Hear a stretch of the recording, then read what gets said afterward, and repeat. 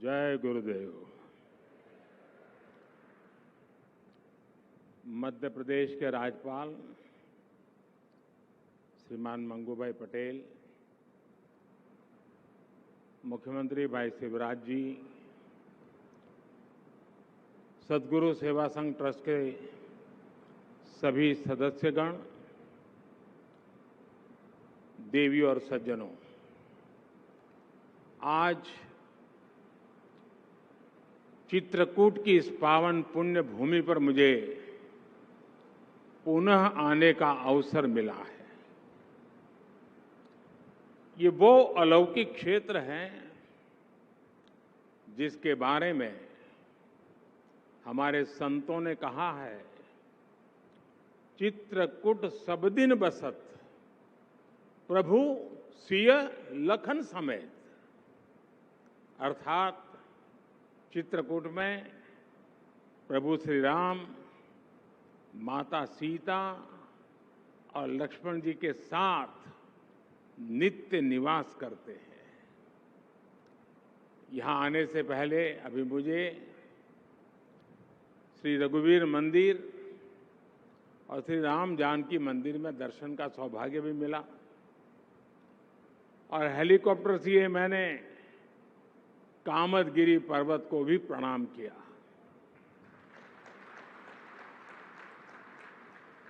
मैं पूज्य रणछोड़दास जी और अरविंद भाई की समाधि पर पुष्प अर्पित करने गया था।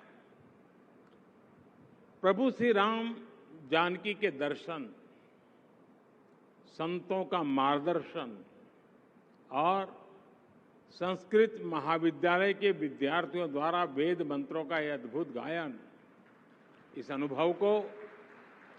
इस अनुभूति को वाणी से व्यक्त करना कठिन है। मानव सेवा के महान यज्ञ का हिस्सा बनाने का और उसके लिए श्री सद्गुरु सेवा संघ का भी आज मैं सभी पीड़ित, शोषित, गरीब आदिवासियों की तरफ से आभार व्यक्त करता हूं। मुझे विश्वास है कि जानकी कुंड चिकित्सालय के जिस न्यू विंग का आज लोकार्पण हुआ है, इससे लाखों मरीजों को नया जीवन मिलेगा। आने वाले समय में सद्गुरु मेडिसिटी में गरीबों की सेवा के इस अनुष्ठान को नया विस्तार मिलेगा।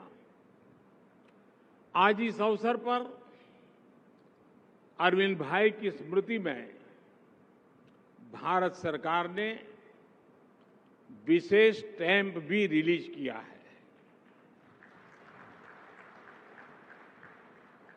ये पल अपने आप में हम सबके लिए गौरव की पल है, संतोष की पल है। मैं आप सबको इसके लिए बधाई देता हूं। साथियों, कोई भी व्यक्ति अपने जीवन काल में जो उत्तम काम करता है उसकी सराहना तो होती है, समकालीन लोग सराहना भी करते हैं, लेकिन जब साधना असाधारण होती है तो उसके जीवन के बाद भी कार्यों का विस्तार होता रहता है। मुझे खुशी है कि अरविंद भाई का परिवार उनकी परमार्थिक पूंजी को लगातार समृद्ध कर रहा है। खासकर भाई विशद, बहन रूपल, जिस तरह उनके सेवा अनुष्ठानों को नई ऊर्जा के साथ ऊंचाई दे रहे हैं, मैं इसके लिए उन्हें और परिवार के सभी सदस्यों को विशेष तौर पर बधाई देता हूं। अब अरविंद भाई तो उद्योग जगत के व्यक्ति थे। मुंबई कहो, गुजरात कहो, पूरा बड़ा उनका औद्योगिक कॉरपोरेट वर्ल्ड में बहुत बड़ा प्रतिभा प्रतिष्ठा, और विशद चाहते तो ये जन्म शताब्दी का कार्यक्रम मुंबई में कर सकते थे, बड़ी आन बान शान से होता। लेकिन सदगुरु के प्रति समर्पण देखिए कि जैसे अरविंद भाई ने अपना जीवन यहीं त्याग किया था, शताब्दी के लिए भी इस जगह को चुना गया, और इसके लिए संस्कार भी होते हैं, सोच भी होती है, समर्पण भी होता है, तब जाकर के होता है। पूज्य संतगण यहां बहुत बड़ी तादाद में हमें आशीर्वाद देने आए हैं। यहां अनेक परिवारजन भी बैठे हैं। चित्रकूट के बारे में कहा गया है, कामद भे गिरी राम प्रसादा, अवलोकत अपहरत विषादा। अर्थात चित्रकूट के पर्वत कामदगिरी भगवान राम के आशीर्वाद से सारे कष्टों और परेशानियों को हरने वाला है। चित्रकूट की ये महिमा यहाँ के संतों और ऋषियों के माध्यम से ही अक्षुण्ण बनी हुई है। और पूज्य श्री रणछोड़दास जी ऐसे ही महान संत थे। उनके निष्काम कर्मयोग ने मुझ जैसे लक्षावधि लोगों को हमेशा प्रेरित किया है। और जैसा सबने उल्लेख किया, उनका ध्येय और बड़ा सरल शब्दों में, भूखे को भोजन, वस्त्रहीन को वस्त्र, दृष्टिहीन को दृष्टि, इसी सेवा मंत्र के साथ पूज्य गुरुदेव पहली बार 1945 में चित्रकूट आए थे, और 1950 में उन्होंने यहां पहले नेत्र यज्ञ का आयोजन करवाया था। इसमें सैकड़ों मरीजों की सर्जरी हुई थी, उन्हें नई रोशनी मिली थी। आज के समय हमें ये बात सामान्य लगती होगी, लेकिन 7 दशक पहले ये स्थान लगभग पूरी तरह से वन क्षेत्र था। यहां न सड़कों की सुविधा थी, न बिजली थी, न जरूरी संसाधन थे। उस समय इस वन क्षेत्र में ऐसे बड़े संकल्प लेने के लिए कितना साहस, कितना आत्मबल और सेवा भाव की क्या पराकाष्ठा होगी, तब यह संभव होगा। लेकिन यहां पूज्य रणछोड़दास जी जैसे संत की साधना होती है, वहां संकल्पों का सृजन ही सिद्धि के लिए होता है। आज इस तपोभूमि पर हम सेवा के ये जितने बड़े बड़े प्रकल्प देख रहे हैं, वो उसी ऋषि के संकल्प का परिणाम है। उन्होंने यहां श्री राम संस्कृत विद्यालय की स्थापना की। कुछ ही वर्ष बाद श्री सदगुरु सेवा संघ ट्रस्ट का गठन किया।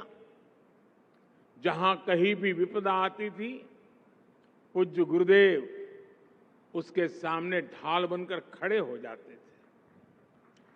भूकंप हो, बाढ़ हो, सूखे से ग्रस्त इलाकों में उनके प्रयासों से, उनके आशीर्वाद से कितने ही गरीबों को नया जीवन मिला। यही हमारे देश की विशेषता है, जो स्व से ऊपर उठकर समष्टि के लिए समर्पित रहने वाले महात्माओं को जन्म देती है। मेरे परिवारजनों, संतों का स्वभाव होता है कि जो उनका संग पाता है, उनका मार्गदर्शन पाता है, वो खुद संत बन जाता है। अरविंद भाई का पूरा जीवन इस बात का सबसे बड़ा उदाहरण है। अरविंद जी वेशभूषा से भले ही एक बिल्कुल सामान्य जीवन जीते थे, सामान्य से व्यक्ति दिखते थे, लेकिन भीतर से उनका जीवन एक तपे हुए संत की तरह था। पूज्य रणछोड़दास जी की अरविंद भाई से बिहार में आए भीषण अकाल के दौरान मुलाकात हुई। संत के संकल्प और सेवा की सामर्थ्य कैसे इस संगम के उससे सिद्धि के कैसे कई आयाम स्थापित हुए, ये आज हमारे सामने है। आज जब हम अरविंद भाई की जन्म शताब्दी मना रहे हैं तो ये जरूरी है कि हम उनकी प्रेरणाओं को आत्मसात करें। उन्होंने जो भी जिम्मेदारी उठाई उसे 100% निष्ठा से पूरा किया।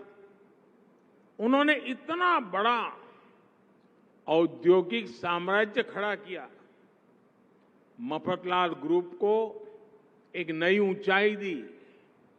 ये अरविंद भाई ही थे जिन्होंने देश का पहला पेट्रोकेमिकल कॉम्प्लेक्स स्थापित किया था।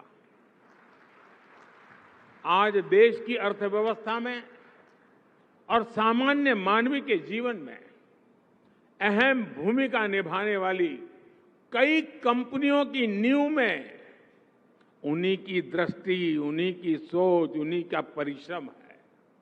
यहां तक कि कृषि के क्षेत्र में भी उनके काम की काफी सराहना होती है। भारतीय एग्रो इंडस्ट्रीज फाउंडेशन के अध्यक्ष के तौर पर उनके काम को लोग आज भी याद करते हैं।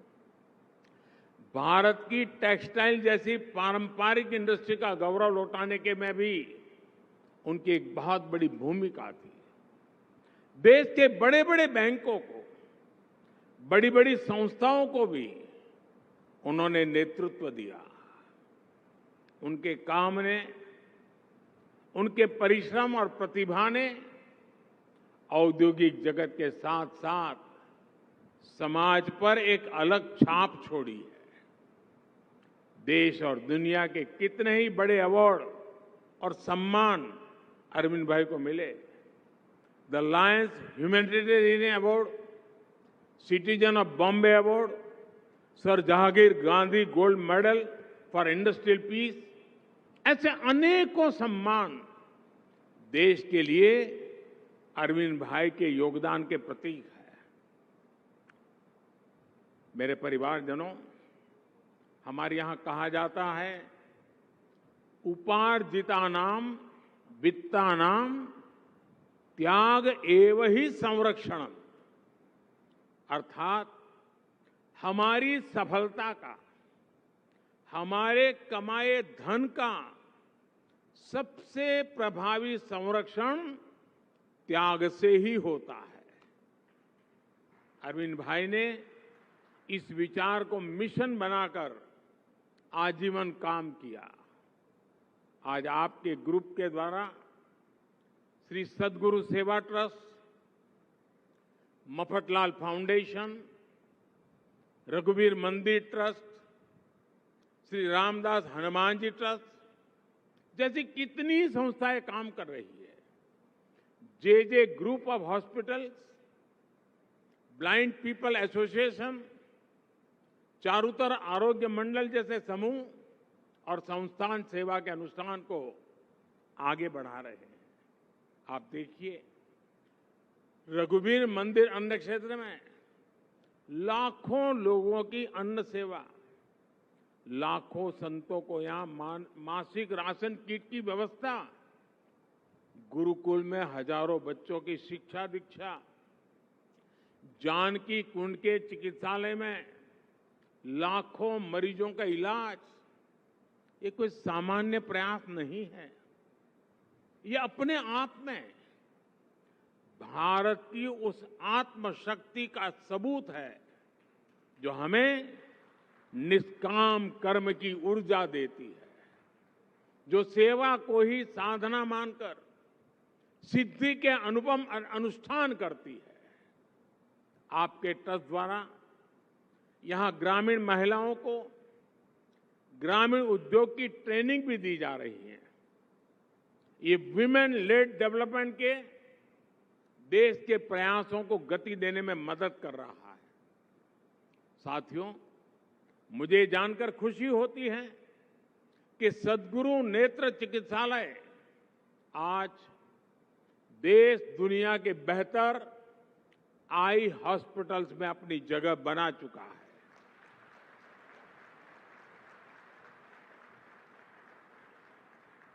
कभी ये अस्पताल केवल 12 बेडों के साथ शुरू हुआ, आज यहां हर साल करीब 15 लाख रोगियों का इलाज होता है। सद्गुरु नेत्र चिकित्सालय के कामों से मैं इसलिए भी विशेष रूप से परिचित हूं क्योंकि इसका लाभ मेरी काशी को भी मिला है।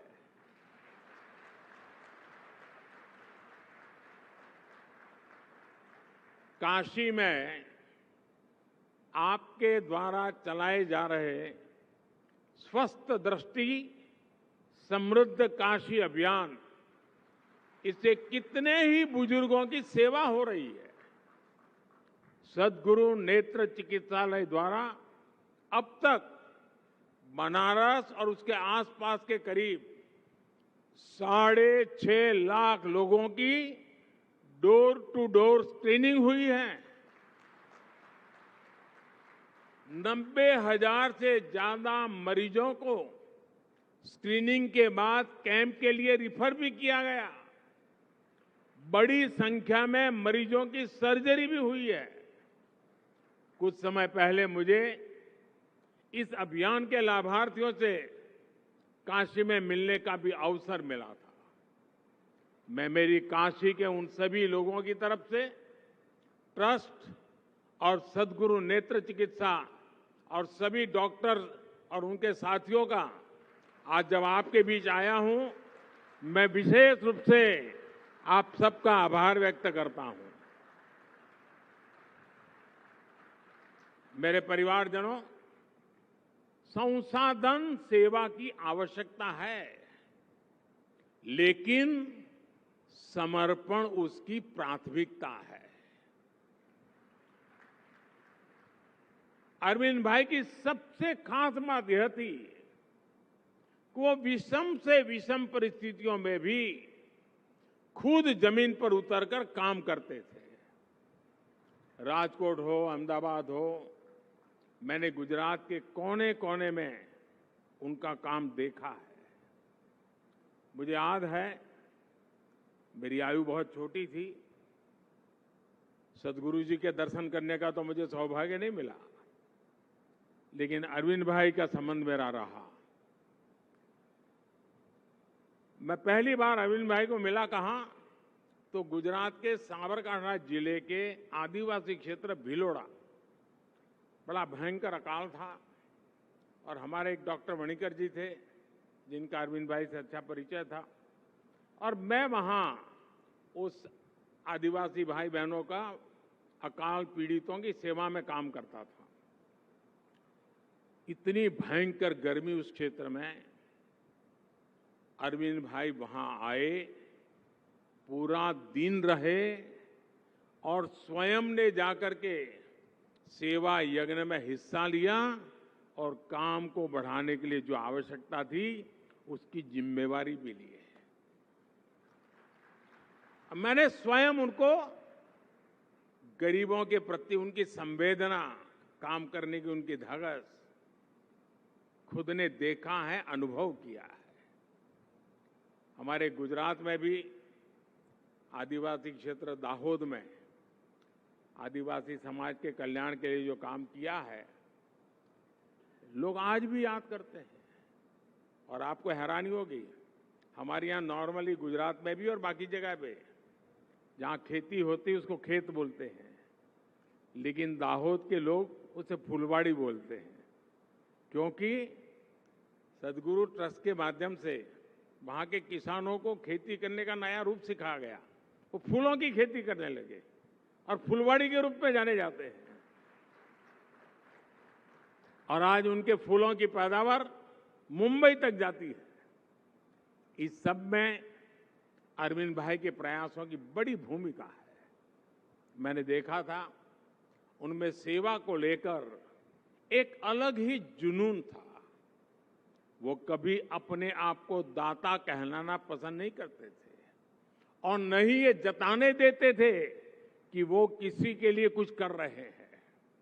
कोई दूसरा भी अगर उनके साथ सहयोग की इच्छा जताता था तो वो कहते थे कि आपको पहले काम देखने के लिए वहां रूबरू आना पड़ेगा, उस प्रोजेक्ट को कितना ही कष्ट क्यों न हो आपको आना पड़ेगा और तब जाकर के आप सहयोग के लिए सोचिए, उसके पहले नहीं है। उनके काम को, उनके व्यक्तित्व को जितना मैंने जाना है उससे मेरे मन में उनके मिशन के लिए एक इमोशनल कनेक्ट बन गया है। इसलिए मैं अपने आप को इस सेवा अभियान के एक समर्थक, एक पुरस्कृत करने वाला और एक प्रकार से आपका सहयात्री के रूप में अपने आप को मैं देखता हूं। मेरे परिवारजनों, चित्रकूट की धरती हमारे नानाजी देशमुख की भी कर्मस्थली है। अरविंद भाई की तरह ही जनजातीय समाज की सेवा में उनके प्रयास भी हम सबके लिए बड़ी प्रेरणा है। आज उन आदर्शों पर चलते हुए देश जनजातीय समाज के कल्याण के लिए पहली बार इतने व्यापक प्रयास कर रहा है। भगवान बिरसा मुंडा के जन्म दिवस पर देश ने जनजातीय गौरव दिवस की परंपरा शुरू की है। आदिवासी समाज के योगदान को, उनकी विरासत को गौरव देने के लिए देश भर में ट्राइबल म्यूजियम भी बनाए जा रहे हैं। जनजातीय बच्चे अच्छी शिक्षा लेकर देश के विकास में योगदान दें, इसके लिए एकलव्य आवासीय विद्यालय खोले जा रहे हैं। वन संपदा कानून जैसे नीतिगत फैसले भी आदिवासी समाज के अधिकारों को संरक्षण देने का माध्यम बने।